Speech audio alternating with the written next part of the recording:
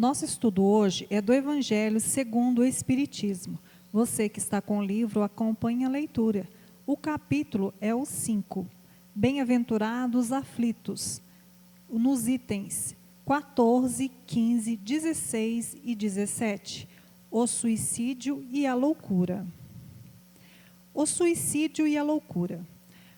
A calma e a resignação, auridas na maneira de encarar a vida terrestre, na fé, no futuro, dão ao espírito uma serenidade que é o melhor preservativo contra a loucura e o suicídio. Com efeito, é certo que a maioria dos casos de loucura são devidos à comoção produzidas pelas vicissitudes que o homem não tem força de suportar. Se, pois, ela, pela maneira que o espírito o faz encarar as coisas deste mundo, ele recebe com indiferença, com alegria mesmo, os reveses e as decepções que os desesperariam em outras circunstâncias.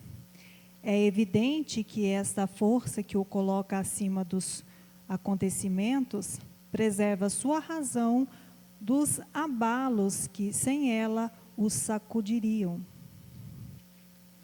Ocorre o mesmo com o suicídio, excluídos aqueles que se efetuam no estado de embriaguez e de loucura, e que podemos chamar inconscientes. É certo que, quaisquer que sejam os motivos particulares, tem sempre por causa um descontentamento. Ora, aquele que está certo de não ser infeliz, senão por um dia, e de serem melhores os dias seguintes, tem facilmente paciência. Ele só se desespera se não vê termo para seus sofrimentos. Que é, pois, a vida humana em relação à eternidade, se não bem menos que um dia? Mas para aqueles que não crêem na eternidade, que crê que tudo nele se acaba com a vida, se está oprimido pelo desgosto e pelo infortúnio, não se vê seu termo senão na morte. Não esperando nada, acha muito natural, muito lógico mesmo, abreviar suas misérias pelo suicídio. A incredulidade, as simples dúvidas sobre o futuro, as ideias materialistas, numa palavra, são os maiores excitantes ao suicídio. Elas, materialistas, numa palavra, são os maiores excitantes ao suicídio. Elas dão a covardia moral. Quando se vêem homens de ciência se apoiarem sobre a autoridade do seu saber para procurarem provar aos seus ouvintes ou aos seus leitores que eles nada têm a esperar depois da morte, não os conduzem a esta consequência de que, se são infelizes, nada têm a fazer do que se matar, que eles poderiam dizer para isso desviá-los? Que compensação poderiam lhes oferecer? Que esperança poderiam lhes dar? Nenhuma coisa senão nada, de onde é preciso concluir que se o nada é o único remédio heróico, a única perspectiva, mais vale nele cair imediatamente de que mais tarde, e assim sofrer por menos tempo. A propagação das ideias materialistas é, pois, o veneno que inocula em um grande número de pessoas o pensamento do suicídio, e aqueles que se fazem seus apóstolos assumem sobre si uma terrível responsabilidade. Com o Espiritismo, não sendo mais permitida a dúvida, o aspecto da vida muda. O crente sabe que a vida se prolonga indefinidamente além do túmulo, mas em outras condições, daí a paciência, a resignação que o afastam naturalmente do pensamento do suicídio. Daí uma palavra: a coragem moral. O Espiritismo tem ainda, sobre esse aspecto, um outro resultado positivo e também mais determinante. Ele nos mostra os próprios suicidas vindo revelar sua posição infeliz e provar que ninguém viola impunemente a lei de Deus, que proíbe ao homem abreviar sua vida. Há entre os suicidas aquele cujo sofrimento, por não senão temporário, ao invés de eterno, não é menos terrível e de natureza a dar o que pensar a qualquer que fosse tentado a partir daqui, antes da ordem de Deus. O espírita tem, pois, para contrabalançar a ideia do suicídio, vários motivos: a certeza de uma vida futura, na qual ele sabe que será tanto mais feliz quanto tenha sido mais infeliz e mais resignado na terra. A certeza de que, abreviando sua vida, alcança um resultado justamente contrário ao que se esperava, que se livra de um mal para chegar a um pior, mais longo e mais terrível, que se engana se crê, em se matando, ir mais depressa para o céu, que o suicídio é um obstáculo para que ele se reúna no outro mundo. Os objetivos das suas afeições que esperava ali reencontrar, de onde a consequência de que o suicídio, não lhe dando senão decepções, está contra seus próprios interesses. Igualmente, o número de suicídios impedidos pelo Espiritismo é considerável, e pode-se disso concluir que, quando todo mundo for espírita, não haverá mais suicídios conscientes.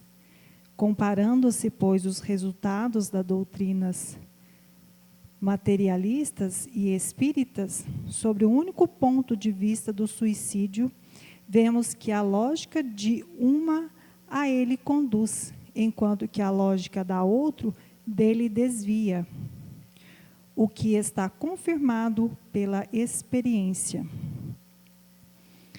E para os esclarecimentos da leitura, estamos aqui com os nossos amigos Shirley Milagre e Luciano Coimbra.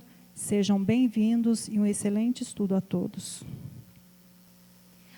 Boa noite a todos, ou boa tarde, né? Dependendo do momento que vocês estão aí compartilhando conosco. É uma alegria grande estar com vocês mais uma vez, no dia de hoje, onde nós vamos aqui estudar um pouquinho mais do Evangelho de Jesus, que é essa seiva, né, que nos nutre, que nos dá um novo direcionamento, que alimenta a nossa vida. E para comentar essa pequena leitura de hoje, do capítulo Bem-aventurados aflitos, que é o suicídio e a loucura, né, eu solicito ao nosso companheiro Luciano que faça as considerações iniciais. Obrigado, Shirley. Boa tarde a todos, boa noite, também dependendo do momento que vocês forem nos acompanhar. Saúdo também aos nossos queridos internautas, que sempre nos acompanham e prestigiam, e é sempre uma alegria tê-los conosco. Bom, hoje nós temos a felicidade de contribuir um pouco aqui com os estudos, com esse tema tão delicado. E, apesar de escrito há muito tempo, esse tema é um tema muito atual e pertinente, porque é um tema que, infelizmente, nos é recorrente. E a cada dia a gente perde pessoas queridas, vizinhos, amigos, por essa triste fatalidade. O tema em si é um tema muito vasto, que a gente conseguiria facilmente decorrer durante horas e horas sem esgotar o assunto. Então, a gente vai tentar, de uma forma sucinta, né, falar e focar sobre o trecho lido, para que a gente possa entender esses conceitos e, principalmente, para que a gente possa auxiliar os nossos irmãos que se encontram nessas situações. Para começar, eu gostaria de relembrar, recitando o primeiro trecho, a primeira frase do primeiro parágrafo, que fala assim: a calma e a resignação, auridas na maneira de encarar a vida terrestre e na fé no futuro, dão ao espírito uma serenidade que é o melhor preservativo contra a loucura e o suicídio. O que essa frase quer nos dizer? Se nós acreditarmos que existe uma outra vida, ou que existe um dia após o outro, nós conseguiremos ver que o problema que nos aflige, ele tem solução. Pode ser que demore um pouco, mas a gente vai encontrar a solução para esse problema. Porque o que é o suicídio, se não uma fuga de um problema? Muitas das vezes, os suicidas que chegam ao extremo e o praticam, eles não querem acabar com a própria vida, eles querem acabar com o sofrimento. E esse sofrimento ele está diretamente relacionado a uma aflição aqui, uma agonia terrestre. Isso faz, inclusive, uma ligação com os temas que a gente viu nos estudos anteriores. E se a gente parar para pensar, quem nunca teve uma aflição? Quem nunca teve um desejo de fugir de casa, por exemplo? Quem nunca pensou em morar sozinho, mudar para uma ilha? Pensando que, se fugir geograficamente, a gente deixa os problemas para trás. E, na verdade, a gente vai criar um problema maior, porque eles vão nos acompanhar. Dessa forma, a gente precisa também esclarecer que o suicídio, ele tem uma contribuição. Quando a gente diz contribuição, no sentido de uma força que impulsiona a pessoa a fazê-lo, de um lado espiritual. Para que fique mais fácil de entender, eu gostaria de compartilhar uma história que aconteceu com o nosso querido Chico Xavier, e ele, com toda a sua sabedoria, vai conseguir nos explicar muito bem isso. Qual foi o ocorrido? Numa determinada situação, levaram até o Chico um homem cuja profissão era maquinista ferroviário. E esse maquinista, ele chegou muito atordoado, porque numa das suas viagens, ele tinha visto 3 pessoas nos trilhos. Uma pessoa sendo carregada pelos braços e pelos pés por outras 2. Quando ele viu aquela cena, imediatamente ele acionou o sistema de frenagem da locomotiva. Mas, como a gente sabe, a locomotiva ela não para instantaneamente. E a tentativa dele de evitar aquele mal maior foi em vão. Como ele havia acionado o sistema de frenagem, a locomotiva parou a alguns quilômetros ali. E, seguindo os protocolos de segurança, ele acionou as autoridades e relatou o ocorrido.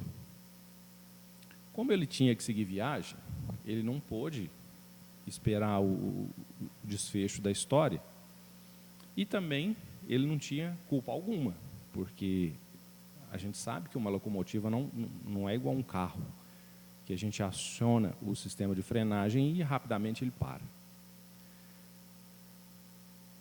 Pouco tempo depois, ele soube que, através da perícia da polícia, eles só haviam encontrado vestígios de uma pessoa naquele, vamos dizer assim, naquela cena de crime.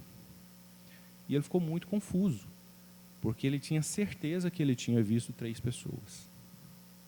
E ele relatou esse fato para o Chico, que serenamente disse para ele: olha, meu filho, você está certo. Você viu realmente o que aconteceu. E foram 3 pessoas. Porque a pessoa que cometeu o suicídio, ela foi levada por outras 2. E eu posso te dizer que não existe suicídios, existe suicidados. O que o Chico quis dizer com isso? Que todas as pessoas que chegam a cometer esse ato cruel, elas são sim influenciadas por espíritos que, de alguma forma, seja por vingança, que seja por um desejo de ver a pessoa se arruinar, contribui para que ela não valorize a vida como ela deveria ser valorizada, fazendo com que a pessoa tenha uma esperança falsa que os problemas vão acabar. E dessa forma, ela tira a própria vida com a simples intenção de resolver os seus problemas. Só que por infelicidade, por falta de informação, de conhecimento, ela não se dá conta que os problemas eles não vão passar.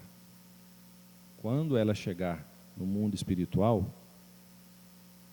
ela vai sofrer bem mais do que ela sofria aqui, porque ela vai ver o que ela fez, em muitos casos vai se arrepender, só que aí já vai ser tarde demais. E a tragédia já foi feita.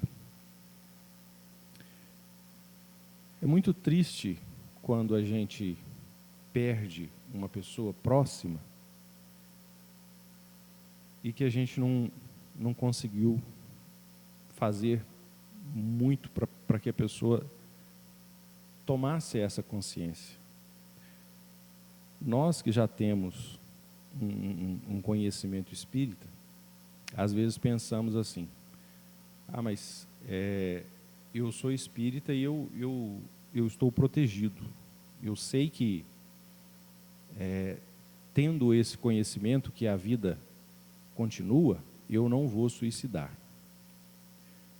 Um detalhe interessante dessa história que eu acabei de contar é que a pessoa que cometeu o suicídio, ela tinha mediunidade e ela tinha um conhecimento espírita até um pouco avançado, e mesmo assim ela foi sucumbida por essas influências, ela não resistiu e acabou cometendo suicídio.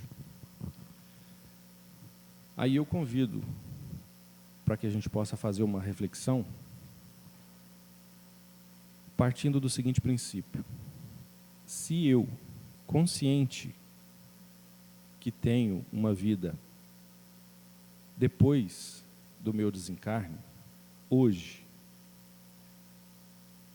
sabendo que não estou sob nenhuma influência de irmãos obsessores e sabendo do perigo que essas influências podem causar, o que eu posso fazer para ajudar o meu irmão que não tem esse conhecimento, ou que até tenha, mas que está, de alguma forma, com pensamentos tendenciosos, com pensamentos que colocam o valor da vida dele em questão.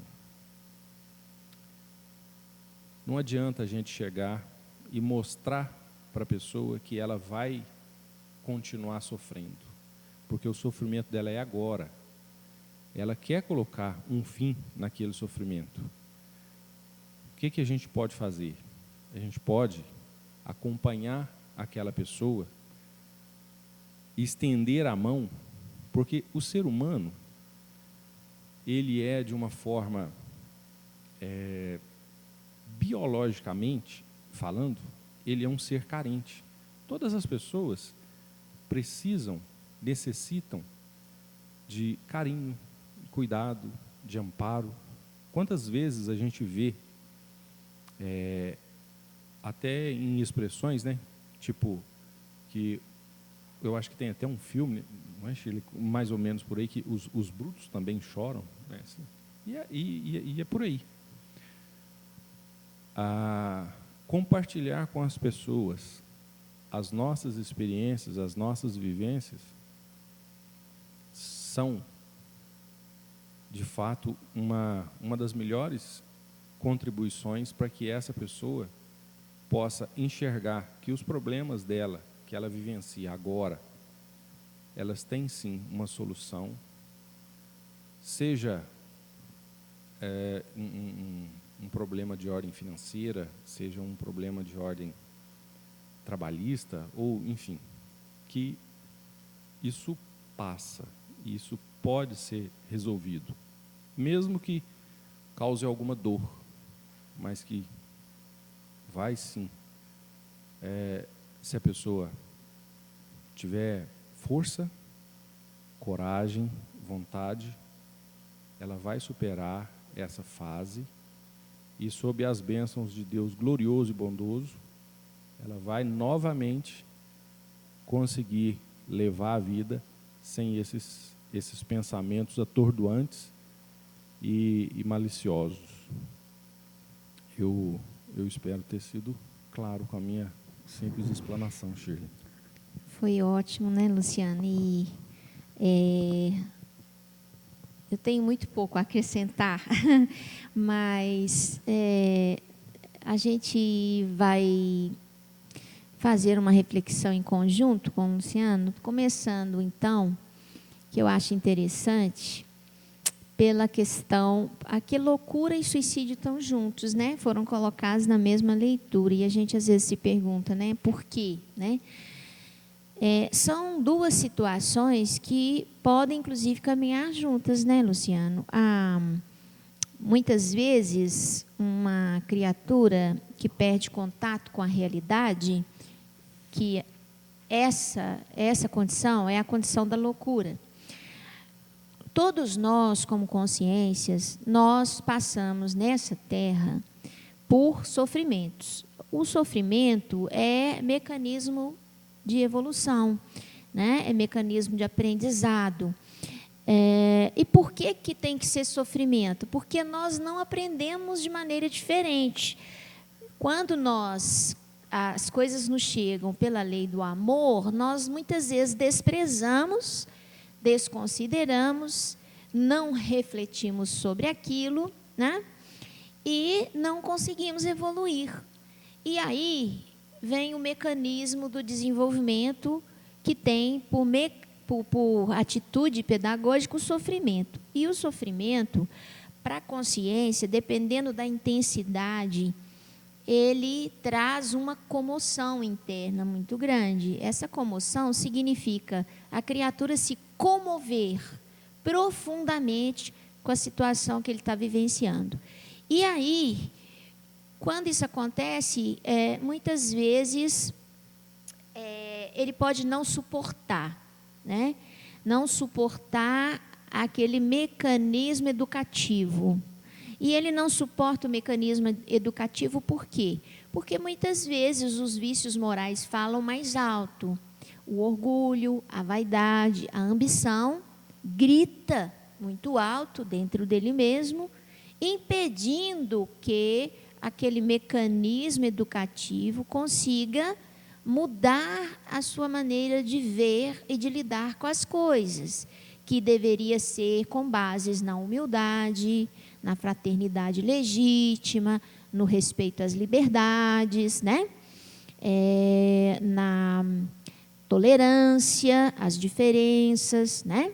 Então, a criatura, mediante esse mecanismo educativo, que muitas vezes é muito duro para ela, em atendimento aos seus vícios morais, ela opta por perder o contato com a realidade. E perder o contato com a realidade é o que a gente chama de loucura.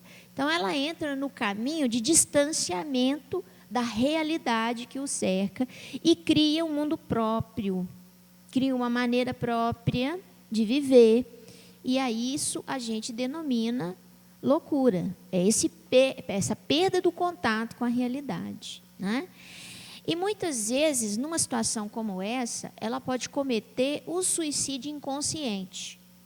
Por quê? Na perda do contato com a realidade, a criatura não enxerga a realidade. Por exemplo, ela pode subir no alto de um prédio e se acreditar ser um pássaro e pular dali com a intenção de voar e não com a intenção de morrer. Isso é o suicídio inconsciente, tá certo? Que fala na leitura, né? É o suicídio que deriva da loucura, o chamado suicídio inconsciente, tá? Que as repercussões para o espírito são diferentes, porque muitas vezes na perda do contato com a realidade ele não tem a intenção de tirar a própria vida, mas é porque ele vive uma realidade que não é real, né, que é uma realidade virtual, se entrega a essa realidade e muitas vezes tem atitudes que comprometem o seu corpo físico, porque ele não sabe, na realidade, as circunstâncias que estão ali, que ele está exposto, tá certo? Então, esse é o suicídio inconsciente. Mas, muitas vezes, esse desespero em que leva o indivíduo a perder o contato com a realidade, ele deriva da maneira de encarar a vida, como diz a leitura, né? E da falta de fé no futuro. Essa maneira de encarar a vida é muito relacionada ao apego à vida material, às coisas materiais, onde nós, como consciências, colocamos a nossa felicidade na satisfação dos nossos desejos materiais, tá? Das nossas necessidades materiais. Então, a gente coloca a satisfação das necessidades materiais e dos desejos como felicidade, como estado de felicidade. E uma vez que nós não temos isso, nós nos tornamos profundamente infelizes. Essa maneira de encarar a vida de forma muito materialista é muitas vezes estimulada pela própria ciência, como diz na leitura, onde muitos cientistas, né, eles tentam dizer à humanidade que a vida se reduz a isso aqui que nós estamos vivendo, que não existe vida após o fenômeno da morte, né? Então, quando eu tenho várias criaturas estudiosas, cientistas renomados, que defendem que o único momento de vida é esse que se encontra entre o nascimento no corpo físico e a morte dele, nós estamos nos responsabilizando pelos inúmeros suicídios que ocorrem nas consciências que acreditam nisso que nós estamos pregando e que nós estamos colocando como verdade. Então, a responsabilidade da ciência é muito grande, em vista da continuidade ou não da vida após a morte. Isso tem uma influência, um determinante profundo, porque isso vai colaborar com a maneira como nós encaramos a vida, né? E a fé no futuro, exatamente decorrente disso, onde quando você tem segurança da vida futura, quando você crê nisso e você coloca isso como norma, então o que se percebe é que você encara a vida de maneira diferente e você se torna uma pessoa perseverante, resiliente, resistente, né? Mas se você não tem essa forma equilibrada de encarar a vida material, você perde a calma, você deixa de ser uma criatura que até certo ponto deveria, naquele momento, ter resignação. Porque a nossa vida é feita de vários momentos, né? Não é um tempo único, são vários momentos. E às vezes nós temos momentos muito difíceis e momentos muito prazerosos e muito alegres e muito otimistas, né? Então, aquele momento difícil, se você tem uma maneira adequada que a doutrina espírita traz para a gente, graças a Deus, de olhar a vida com olhos diferentes, de ser perseverante e ter fé no futuro, aí você começa a ver a vida de outro ângulo, e isso preserva a sua calma, preserva a sua racionalidade, a razão, e você então não vai perder o contato com a realidade e não vai tomar o caminho da loucura. Uma vez tomado esse caminho, leva-se às vezes muito tempo e às vezes mais de uma vida material para que você consiga trazer a consciência para o concreto, o real, o momento que ela está vivendo, né? Fazer o resgate dessa consciência que sofreu esse desequilíbrio e perdeu esse contato com a realidade, né? Bom, a loucura, de certa forma, é um mecanismo adaptativo a um sofrimento intenso, né? E aí, para você criar um novo mecanismo e resgatar aquela criatura do seu estado de loucura, muitas vezes você leva mais de uma vida material para fazer isso, né?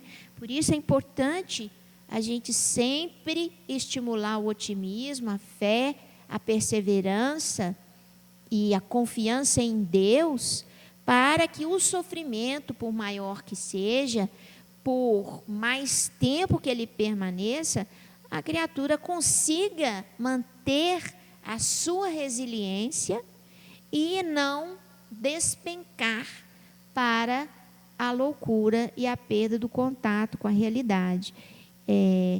E muitas vezes, quando isso não acontece, quando a criatura não caminha para essa perda de contato com a realidade, na intenção de preservar-se do sofrimento, ela às vezes vai para o suicídio, né? E o suicídio consciente é quando o nosso ego, a nossa vaidade, a nossa ambição e o nosso orgulho fala mais alto do que o próprio sofrimento, não é? Toda criatura que faz um suicídio consciente, que é aquele indivíduo que sabe o que está fazendo, ele não perdeu o contato com a realidade, ele sabe o que está fazendo e ele o faz com o intuito de dar fim à sua vida, né? Essa criatura, ela na realidade, ela se vitimiza profundamente diante da vida. Quando você vai conversar com uma criatura que está com a intenção de cometer o suicídio, não todos, mas a grande maioria, se sente a grande vítima. Tudo concorre para seu sofrimento, menos ela, né? Então, é preciso que a criatura saia da condição de vitimização para a condição de ser consciente e dominador do seu próprio destino. Com isso, saindo da condição de vida para a condição de uma pessoa ativa e com domínio sobre si mesmo, ela deixa muitas vezes a ideia de suicídio de lado, né? E as criaturas, uma boa parte delas que caminham para o suicídio, muitas vezes são criaturas que iniciaram esse processo com a depressão, né? Iniciaram com a depressão e essa depressão às vezes não é abordada adequadamente, não é conduzida adequadamente E essa condução é multiprofissional e espiritual. O indivíduo com depressão, ele precisa da família que o acolha, ele precisa da casa espírita ou do ambiente religioso, espiritualizado, que possa fortalecê-lo na fé em Deus.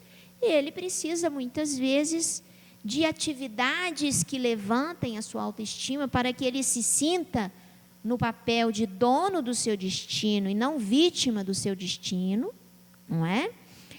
E, muitas vezes, dos profissionais da psicologia, os profissionais médicos da psiquiatria, com algumas medicações que temporariamente vão ajustar todo o funcionamento do seu psiquismo para que ele consiga ter tempo hábil para reestruturar a sua forma e maneira de pensar e então se fortalecer suficientemente para deixar a medicação e continuar, vamos dizer, nos pilares da sua própria capacidade psíquica, né? Da sua emoção equilibrada, tá certo? Então, essa vida materialista, essa perspectiva materialista da vida, é o excitante ao suicídio, como diz aqui na leitura, uma vez que se você acha que a vida se resume apenas em respirar, né, em ter o coração batendo, né, você muitas vezes é levado a acreditar que a melhor maneira de aliviar o seu sofrimento é dele fugindo através do suicídio, ao invés de enfrentá-lo com coragem. Então, aqui fala que suicídio é falta de coragem moral, nesse sentido. Ah, mas será que nós assim somos tão sem coragem, né? O suicídio é tão sem coragem assim? Está desencorajado, sim. Ele precisa de auxílio, não é? E essa tentativa de abreviar sofrimento por falta de coragem moral leva esse indivíduo a uma condição de vitimização também no mundo espiritual, né? Ele morre e, de repente, ele percebe que continua pensando, sentindo e, pior, sofrendo. Que a simples interrupção da vida do corpo não lhe trouxe refresco para a alma, não é? E é claro que, em decorrência disso, como nós falamos em estudos anteriores, o corpo espiritual sofre profundamente o arrependimento. Porque a criatura, uma vez que ela viu que não morreu, que ela continua existindo e os problemas também, ela entra num processo de arrependimento, mas um arrependimento doentio, um arrependimento que não a promove a um reajuste. É um arrependimento de culpa, não é? E muitas vezes de punição. Ela se arrepende, se culpa por ter abreviado uma vida, uma oportunidade, e se pune em decorrência disso, né? Ou seja, nós somos os artífices do nosso destino. E nós precisamos sair da condição de vítimas para artífices do nosso destino, né? E na medida que nós crermos nisso, que nós podemos, que nós somos, que nós estamos e que nós caminhamos, nós aumentamos a nossa fé no futuro e nós mudamos a nossa maneira de encarar a vida. E aí, dificilmente, nós vamos ter como uma atitude intempestiva, né, a decisão de se tirar a própria vida, né? E foi muito bem lembrado, Luciano, por você. Toda vez que o indivíduo está caminhando para uma depressão profunda, grave, cuja maior complicação é o suicídio, né? Muitas vezes ela não está sozinha, né? À medida em que ela se vitimiza e se acha a criatura mais infeliz do universo, né? E que está sendo a mais prejudicada no universo, ela consegue arrumar várias companhias para aumentar a intensidade desse sentimento. Não é isso? Daí vem as assessorias, né?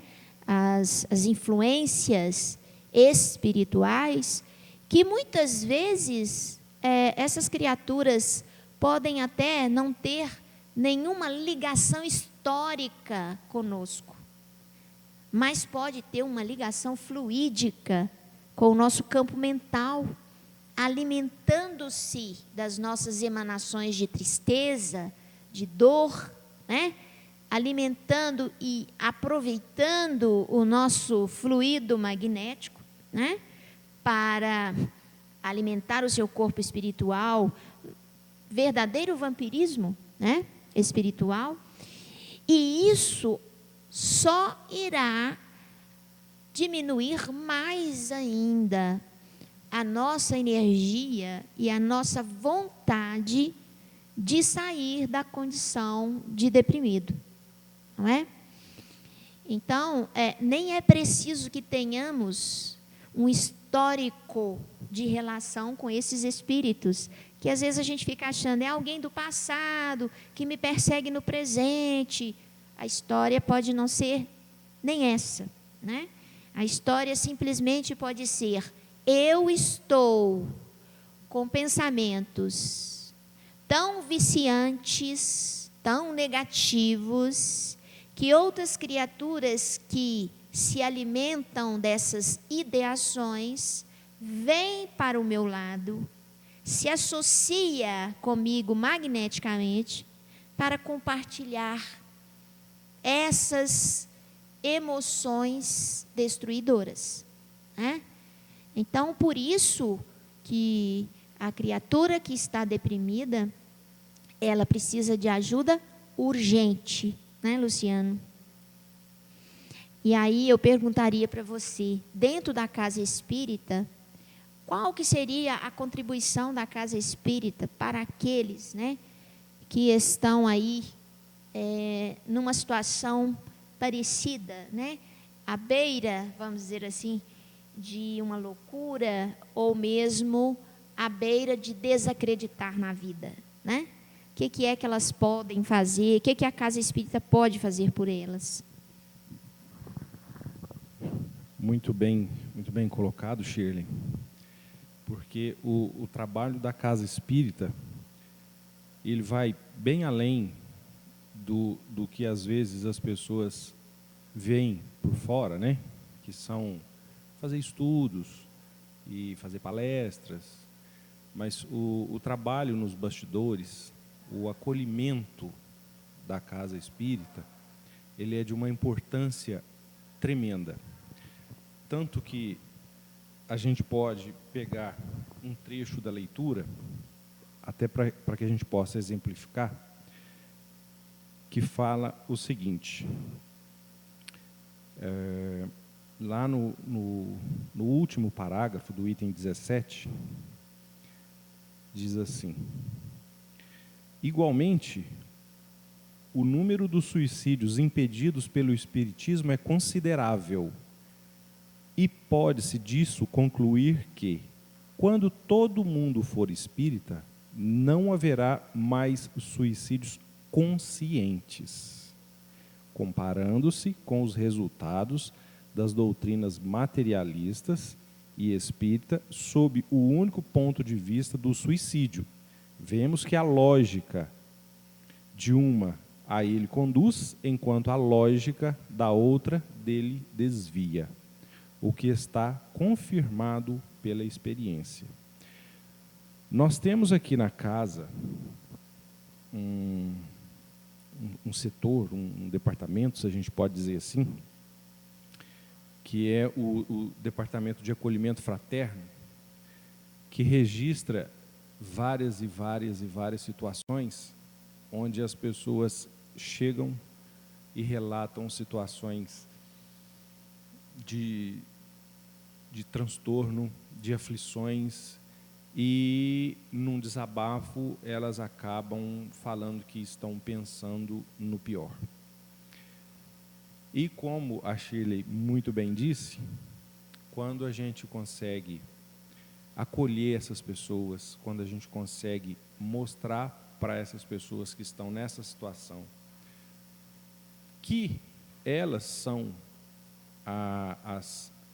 as pessoas, as responsáveis pela condução da sua vida e não são as vítimas, e que a gente consegue fazer com que elas acordem para isso, o destino, né, o caminho delas é outro, completamente diferente.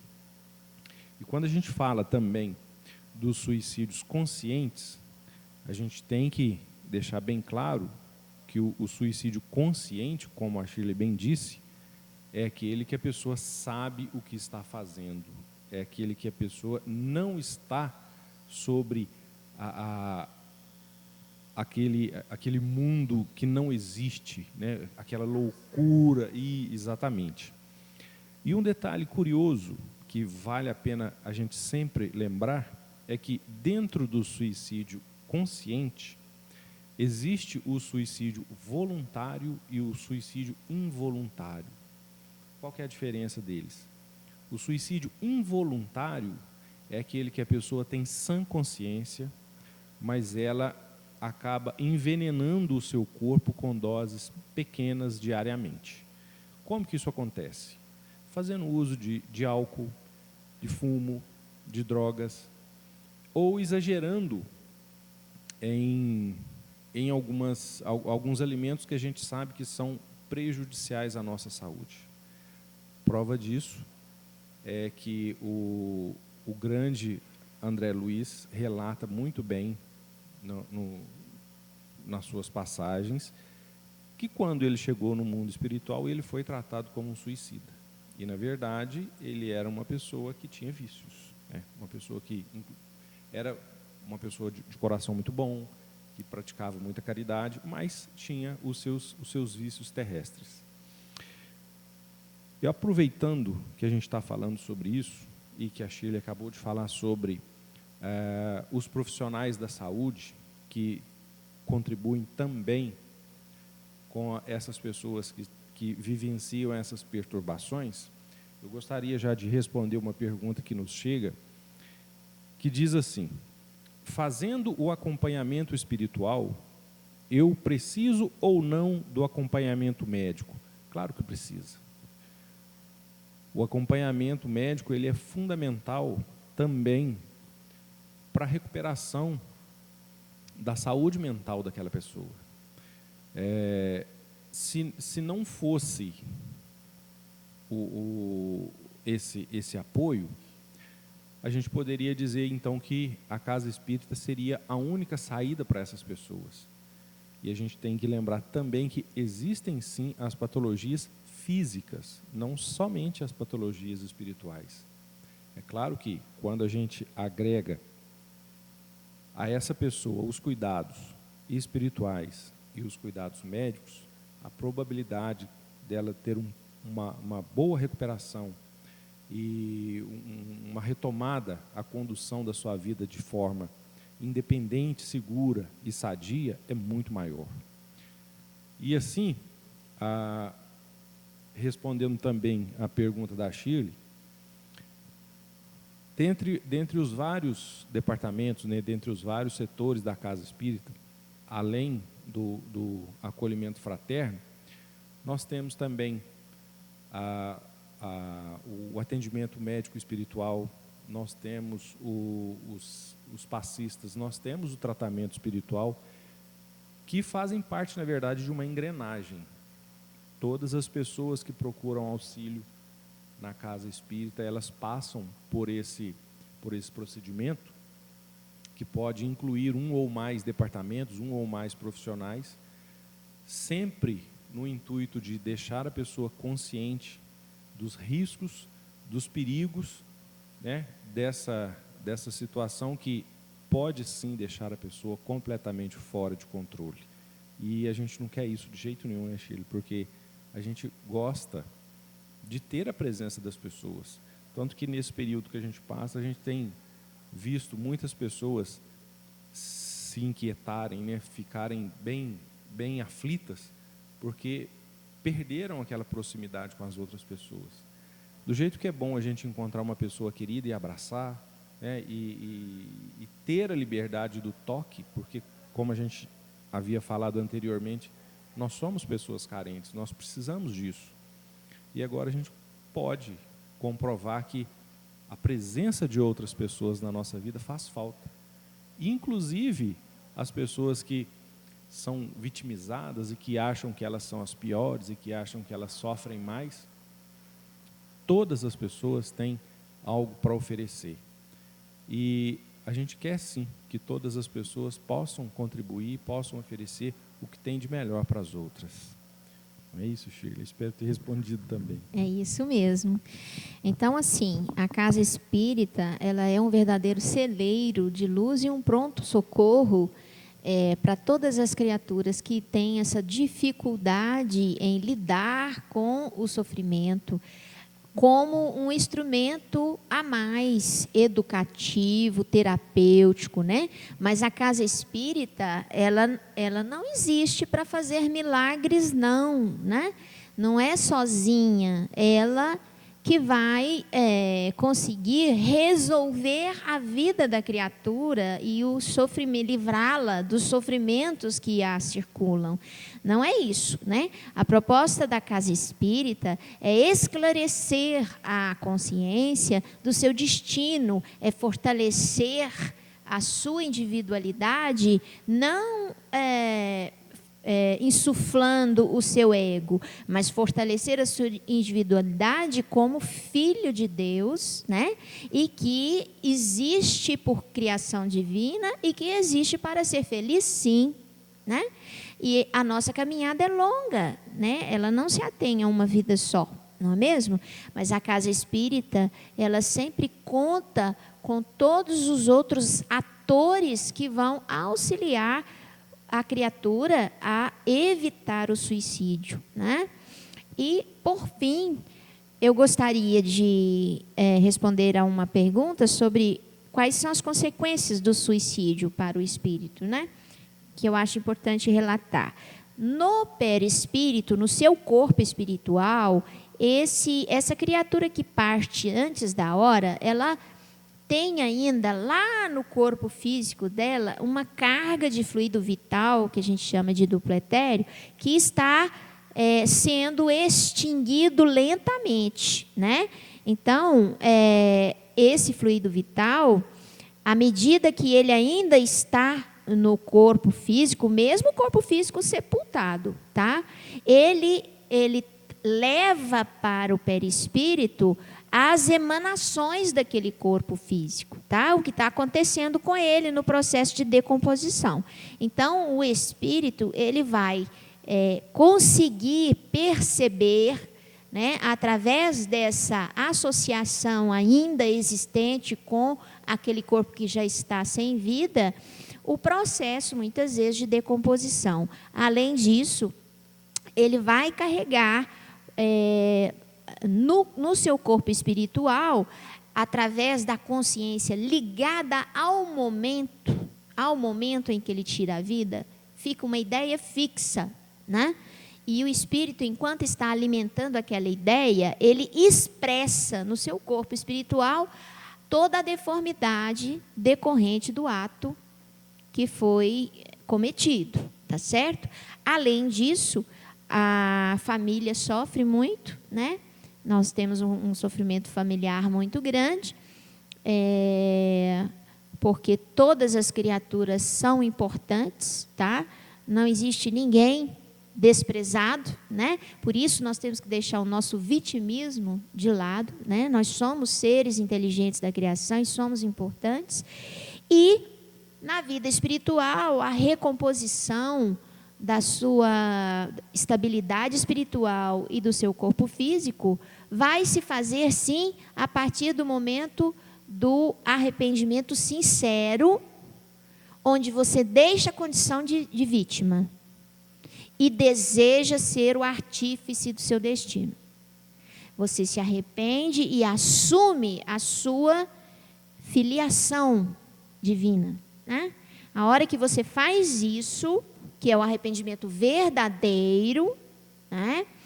Aí sim, você consegue se estabilizar espiritualmente, moralmente, e a equipe toda consegue te ajudar, e você vai ser levado para as colônias para se recuperar e possivelmente voltar numa nova oportunidade, quando Deus, em sua infinita bondade, assim o achar necessário. Não é isso? Nós agradecemos muito o acolhimento de vocês, as boas vibrações, e desejamos a todos muita paz e harmonia. Não é isso, Luciano? Isso mesmo, Shirley. Aproveito a oportunidade e agradeço, Shirley, por um estudo tão brilhante, que a gente sempre aprende. Hoje eu aprendi muito. Muito obrigado por dividir a mesa comigo. Agradeço também à casa pela oportunidade. Me despeço desejando boa noite a todos e que todos voltemos para casa sob a proteção do Pai Divino. Muito obrigado.